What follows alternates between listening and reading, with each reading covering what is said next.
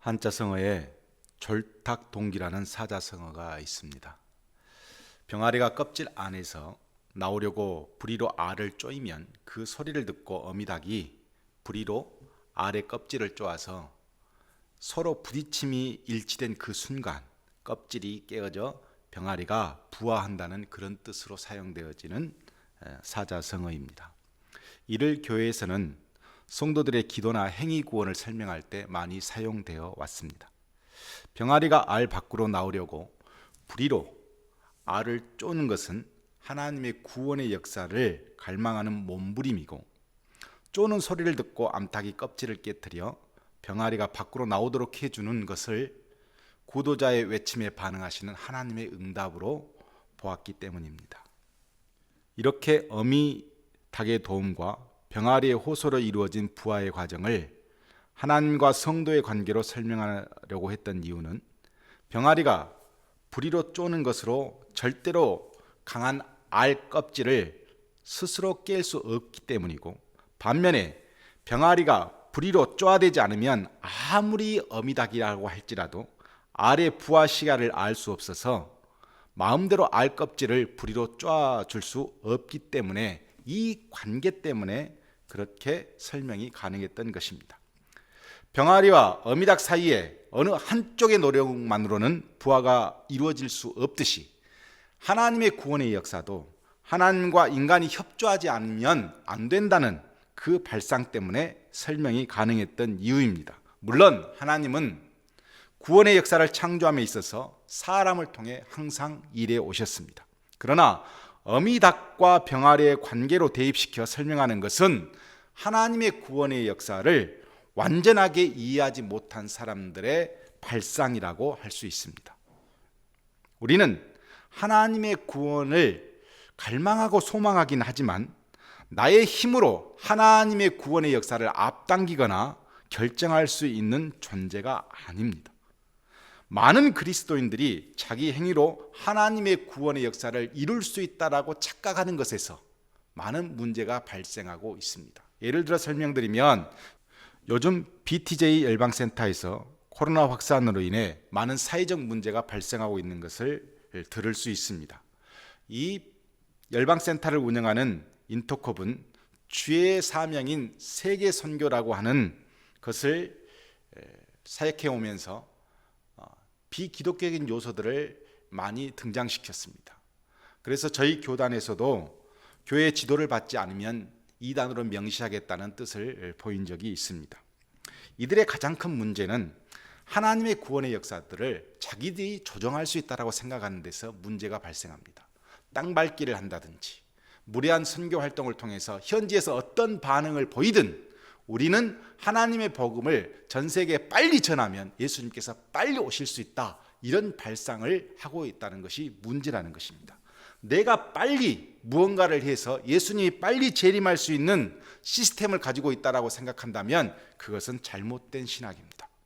사실 이런 발상은 제가 보기에는 무속인과 다르지 않습니다. 오늘 말씀을 통해 왜 성도들이 하나님의 구원의 역사 앞에서 이렇게 무너지고 취해지는가? 왜 하나님의 구원의 역사가 전도라는 이름으로 포장되고 사람이 영광을 받는 그런 현실을 만들어냈는가? 깊게 생각해 보는 시간이 되기를 원합니다. 애굽 역사를 조명해 보면 모세는 하나님의 인도하심으로 애굽 왕 투트모스 1세의 딸 하셉수트의 양자가 됩니다. 사도행전 7장 21절과 22절에 스데반의 설교에서 이런 내용이 등장합니다. 버려진 후에 바로의 딸이 그를 데려다가 자기 아들로 기르매 모세가 애굽 사람의 모든 지혜를 배워 그의 말과 하는 일들이 능하더라 그랬습니다. 모세는 히브리인으로 태어났지만 애굽 왕자의 신분으로 권위를 누렸고 많은 것을 배웠습니다. 당시 모세의 양모 하셉수트는 아들을 낳지 못했고 아마도 모세를 최고의 권력자로 양육하려 했던 것으로 보입니다. 그러나 모세는 점점 장성하여 힘이 커지고 권력을 가지면서 친모의 젖을 먹고 자란 히브리의 근성이 드러나기 시작합니다. 어느 날 모세는 동족 히브리인을 괴롭히는 애굽 사람을 죽였습니다. 그리고 그들의 지도자가 되려고 했던 것입니다. 분명 히브리인 어머니의 젖을 먹으며 언약의 백성 이스라엘 민족의 사명을 들었을 것입니다. 모세는 자신에게 생명이 유지되고 이렇게 엄청난 권력을 갖게 된 근본적인 이유는 아마도 민족 해방에 대한 하나님의 의지가 있었을 것으로 생각했던 것이 분명합니다. 왜냐하면 히브리서 11장 24절과 25절에 모세가 하나님의 부르심을 인식하고 믿음의 결정을 내렸다고 기록하고 있기 때문입니다. 믿음으로 모세는 장성하여 바로의 공주의 아들이라 칭함받기를 거절하고 도리어 하나님의 백성과 함께 고난받기를 잠시 죄악의 낙을 누리는 것보다 더 좋아하고 라고 기록되어 있습니다. 모세는 애굽의 권력자가 되는 것보다 하나님의 백성을 해방시키는 지도자의 삶을 선택한 것입니다. 이 선택의 과정에서 언약의 하나님에 대한 믿음이 있었다는 것입니다. 그런데 14절에 문제가 생겼습니다. 히브리인 동포들끼리 싸우는 것을 보고 지도자를 꿈꾸었던 모세가 이것을 지적해 주었습니다. 그랬더니 히브리인들이 하는 말이 이렇습니다. 누가 우리를 다스리는 자와 재판관으로 삼았느냐? 내가 애굽 사람을 죽인 것처럼 나도 죽이려느냐라고 되묻습니다. 히브리인들도 모세가 그들의 지도자가 되려고 했던 것으로 알고 있었습니다. 모세는 큰 충격을 받게 됩니다. 당시 모세는 투트모스 3세와 권력 다툼의 자리에 있었고 이런 일이 드러나게 되어지면 모세가 정치적으로 큰 위기가 올 것을 순간적으로 알았고 그래서 모세는 당황하여 애굽의 손길이 닿지 않는 미디안으로 도망을 가게 되었습니다. 이 과정을 과연 우리는 어떻게 이해해야 할까요?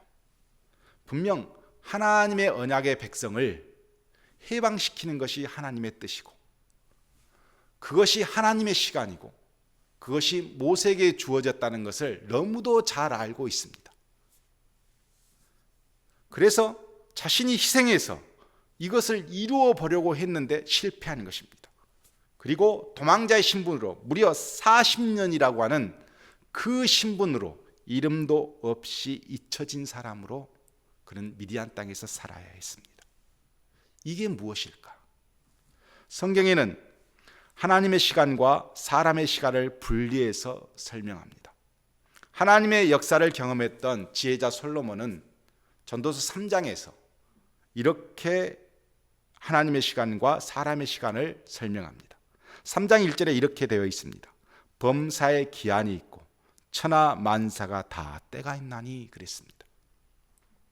여기서 히브리어로 보면 범사의 기한은 사람의 시간을 의미하고 천하 만사의 때는 하나님의 시간을 의미합니다. 솔로몬은 하나님의 시간은 사람의 시간을 포함하고 있기 때문에 사람이 수고하고 노력하는 것이 하나님의 시간과 일치하지 않으면 아무 의미 없다라고 설명을 합니다. 그러면서 3장 14절에 하나님의 시간을 이렇게 결론 짓습니다. 하나님께서 행하시는 모든 것은 영원히 있을 것이라. 그 위에 더할 수도 없고 그것에서 덜 할 수도 없나니 하나님이 이같이 행하심은 사람들이 그의 앞에서 경외하게 하려 하심인 줄을 내가 알았도다 그랬습니다. 사람의 모든 시기와 때는 하나님이 결정하는 것이지 사람의 노력과 수고가 필요하지 않다는 것입니다. 그뿐 아니라 하나님께서 하나님의 시간을 이렇게 주관하신 이유는 하나님께서 경외함을 받고자 하시는 목적이 있기 때문에 이렇게 하셨다는 것입니다. 따라서 사람이 가지고 있는 능력으로 하나님의 시간을 대신할 수 없다. 솔로몬은 그렇게 증거한 것입니다. 모세는 가장 큰 힘을 가지게 되었을 때 하나님이 자신에게 준 사명을 깨닫게 됩니다. 그런데 하나님은 아직 허락하지 않았습니다. 그럼에도 불구하고 자신에게 주어진 능력으로 하나님의 구원의 역사를 이루려고 했더니 이제 무슨 일이 발생했냐면 제일 먼저 애굽 사람을 죽여서 살인자가 됩니다. 두 번째, 백성이 모세를 거부합니다. 세 번째, 대적자들이 모세를 죽이려 해서 도망자가 되어집니다. 그리고 무려 40년이라고 하는 그 긴 세월 동안 이름 없는 사람으로 살아야 했습니다. 하나님의 역사를 사람이 자기 힘으로 이루려고 할 때 범죄자가 되고 거부하게 되고 대적들로부터 힘을 더 실어주는 꼴이 되고 말았다는 것입니다. 하나님의 뜻을 이루는 데 있어 사람의 노력으로 이루어지지 않음을 성경 여러 곳에서 등장하고 있습니다. 창세기 25장에 보면 재미있는 이야기가 등장합니다. 형 에서와 동생 야곱이 함께 태어났는데 그때 하나님은 부모에게 말씀을 하나 주십니다. 큰 형이 작은 동생을 섬기게 될 것이다. 이것이 하나님의 역사를 그 두 부부에게 주신 말씀이었습니다. 그러나 하나님의 뜻을 들은 부모는 모두 각자의 방식으로 하나님의 뜻을 이해하게 됩니다. 그래서 아버지 이삭은 자기 눈에 보기 좋은 에서를 하나님의 역사 안에 편입시키기 원했고, 그러나 어머니 리브가는 야곱을 더 사랑하여 야곱이 하나님의 뜻을 이어갈 것으로 알고 있었습니다.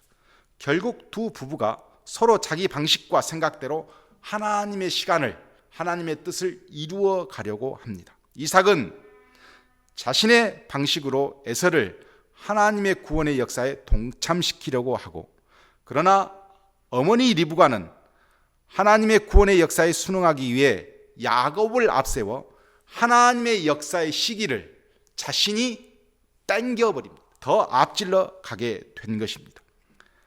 야곱이 아버지 이삭을 속여 장자권의 권리를 보장받게 된 사건이 벌어지면서 이제 이 가족 안에는 하나님의 시간이 완전히 뒤엉키는 일들이 벌어지고 맙니다. 그래서 결과가 어떻게 됩니까? 두 아들이 서로 갈등하게 되어지고 가족 관계가 무너지게 되고 결국 하나님의 뜻을 이루어야 할 주인공인 야곱이 하란으로 도망을 가야 했습니다.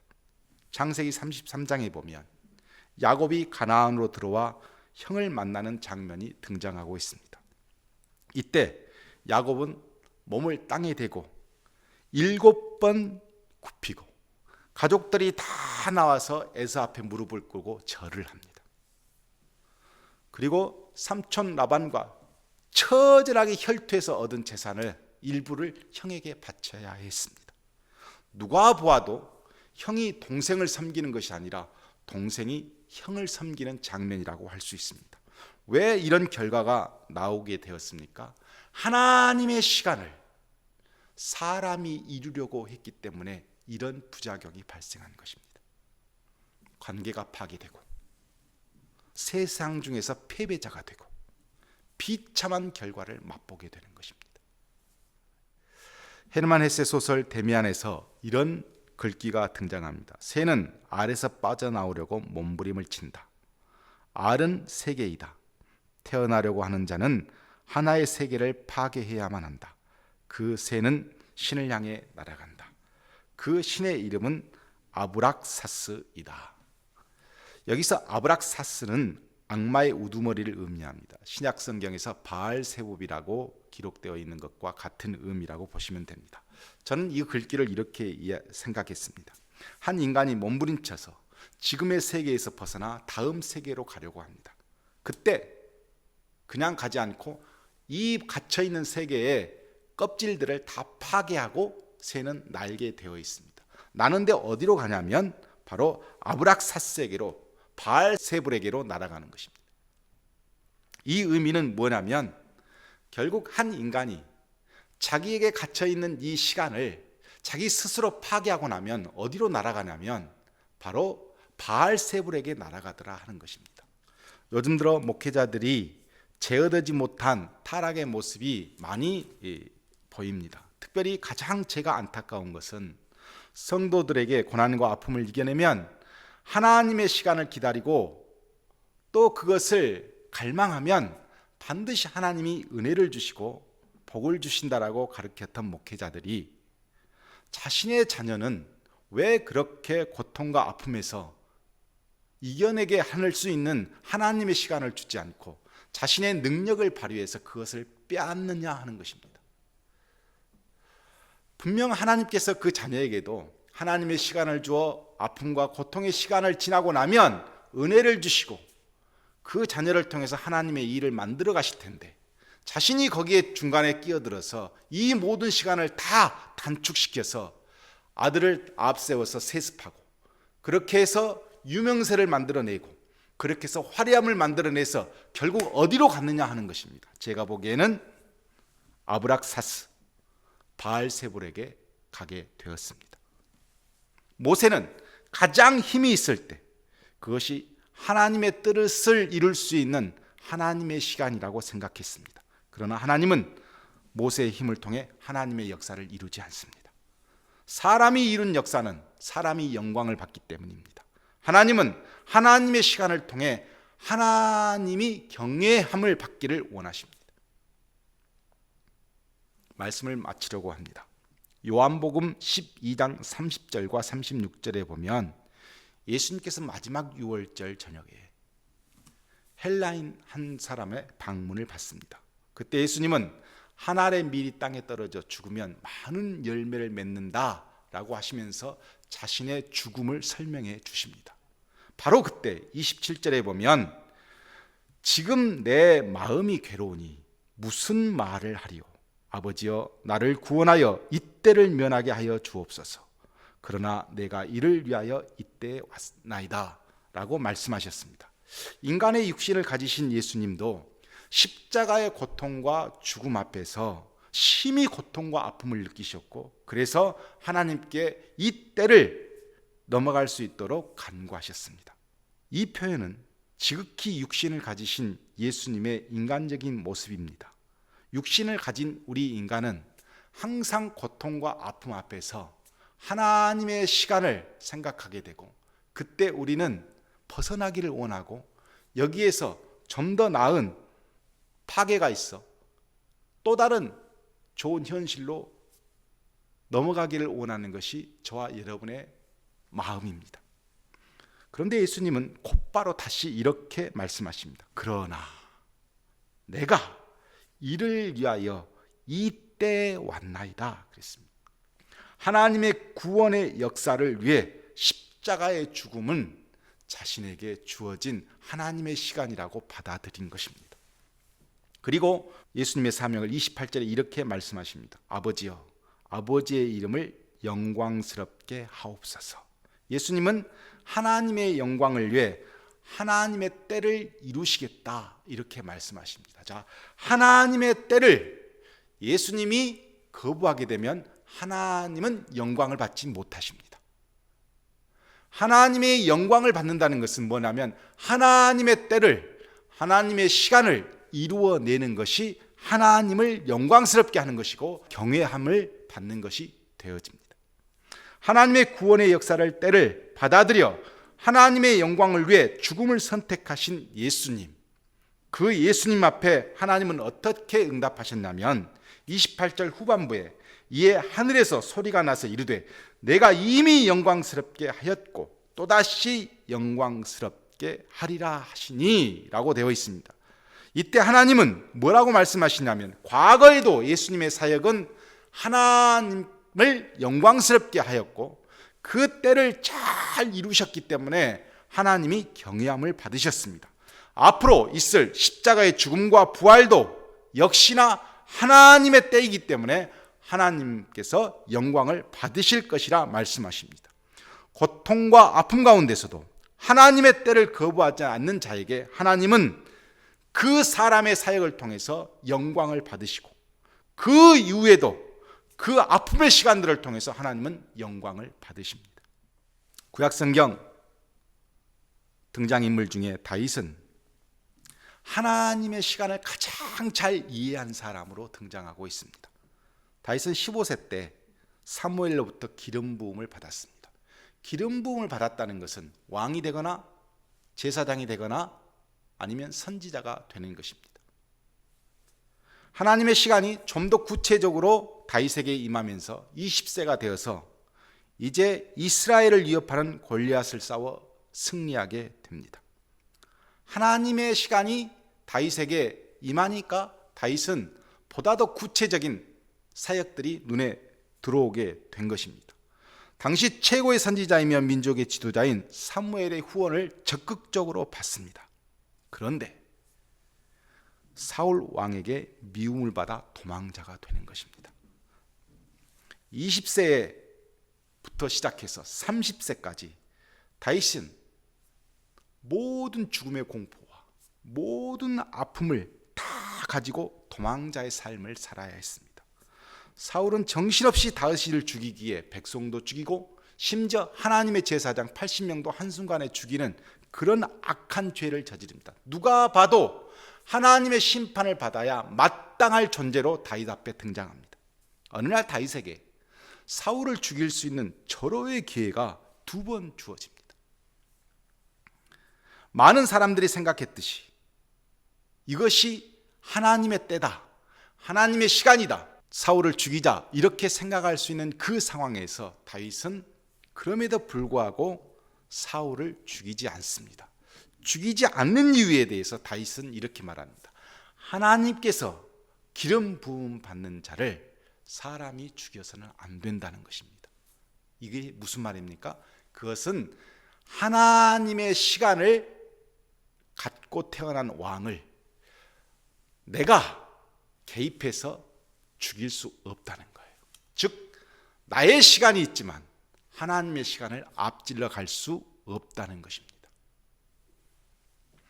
하나님의 시간에 대해서 철저하게 알고 있었던 다윗은 절대로 하나님을 앞서서 자신의 역사를 쓰지 않습니다. 누가 보아도 지금의 때는 다윗의 때이지만 그러나 스스로 그 때를 자신의 능력으로 해결하지 않습니다. 그래서 어떻게 결과가 됩니까? 심판받아야 할 사울은 대적들과 싸우다 죽게 되었고, 그리고 많은 이스라엘 백성들이 추대하여 다윗을 왕으로 세웁니다. 이스라엘 역사상 가장 존경받는 왕이 다윗입니다. 그렇게 존경받는 왕의 입술을 통해서 하나님은 또한 영광을 받으십니다. 하나님의 역사를 우리는 경험하고 삽니다. 하나님의 때를 우리는 늘 기다리고 삽니다.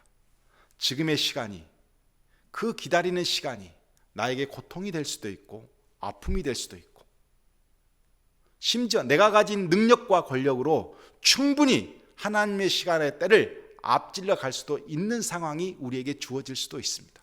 그럼에도 불구하고 우리는 하나님의 시간을 기다려야 됩니다. 사람이 하나님의 시간을 앞질렀을 때 비참한 결과를 맞이하게 된다는 사실을 우리는 기억해야 됩니다.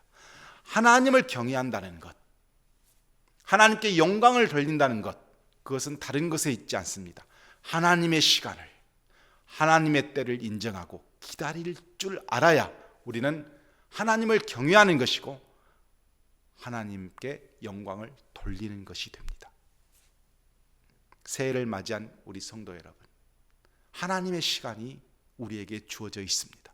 하나님의 때가 우리에게 주어져 있습니다. 혹 마음이 조급하여 이 때와 시간을 내가 결정할 수 있다라고 생각하고 내가 가진 것이 있어 내 스스로 이 모든 것을 만회할 수 있다고 생각하면 우리는 무너지고 말 것이고, 마지막 가는 길은 바알세볼이 있는 그 땅으로 우리는 가게 되고 말 것입니다. 그러나 하나님의 때를 인식하고 하나님의 시간을 받아들이고 나에게 주어진 이 시간이 지금은 고통이고 아픔일지라도 반드시 하나님께서 이루시는 시간이 있다라고 믿고 그것을 기다리면 하나님은 다윗을 세우셨던 것처럼 우리 가정도 세우실 것이고 우리 교회도 세우실 것이요, 결국은 하나님께서 영광을 받으시는 결과가 될 것입니다. 저는 그런 가정이, 그런 교회가 되기를 주님의 이름으로 축복합니다.